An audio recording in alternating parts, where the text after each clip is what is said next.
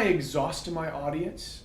Is there such a thing as producing so much content that my audience is now just like, I don't want to hear anything else ever again from you? Or is it only in certain channels that you have to worry about that happening? It's a great question. There's two things. First of all, our job is not to create more content. We want to create the minimum amount of content with the maximum amount of results, right? Lovely. So that's from my good friend Robert Rose, who's co-author on our new book coming out. That's his line, so I'd say that again. The minimum amount of content for the maximum amount of results. So you never want to create more content. We actually want to create less with more impact. That's what you're saying. Now look at the time back in the 2006, 2007, 2008, frequency paid.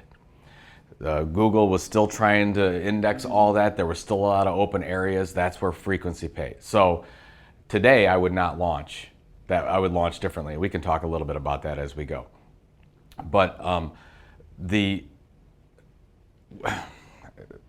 lost my train of thought there for 1 second.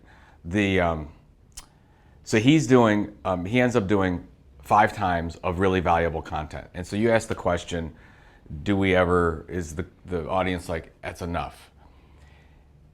Think about yourself. If it's really valuable and really helpful to your business, do you ever say, oh, I don't want another piece of valuable content? Right. If you're a Game of Thrones fan, are you gonna say, I can't take the 11th episode? No. Right. We're always keyed into great content. Coming out in June. I know I know. Well, as we have record this, they're talking about season 7, I think, coming up.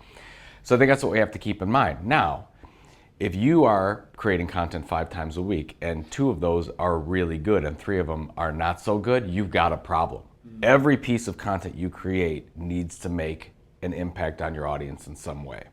So if you are starting to sort of say, look, I'm gonna back the resources up a little bit because we're just gonna get that 4th and 5th piece of content out because that's all the resources we have, you have a big problem. So you might say, what can we do great with the resources we have? So that's what you have to think about. Anybody listening to this, what can you do really great with the resources you have? That may be 1 post a week. It may be 1 post a month. Now, I don't know how that's going to work for you, but you need to think about that. I'd rather start out with less frequent, increased velocity instead of starting out 7 times a week and then going to once every 2 weeks. Right. So test it first. So you always start with a hypothesis. So you say, okay, well, who's my audience? Who am I trying to target? What's their needs and pain points? What's that content niche that I have the authority to communicate information on? And then you start to think about, what am I going to do? Is it going to be a blog? Is it going to be a podcast? Is it going to be a video series? And then you figure out what your frequency is from that. So it's a question far down the road. You want to focus on the strategy first, and then you can figure out your velocity then. So go back to Brian Clark's example and Copy Blogger. 5 was for him. We, at Content Marketing Institute, we do 7. We do 1 a day. Now, that doesn't mean, that could mean next year, we always look at the strategy, we could say, well, 7 doesn't pay off like it used to anymore. Sure. Maybe it's 5, maybe it's 3, maybe it's 1. I don't know, you always have to look at that like any media company would. So, I mean, look at New York Times recently,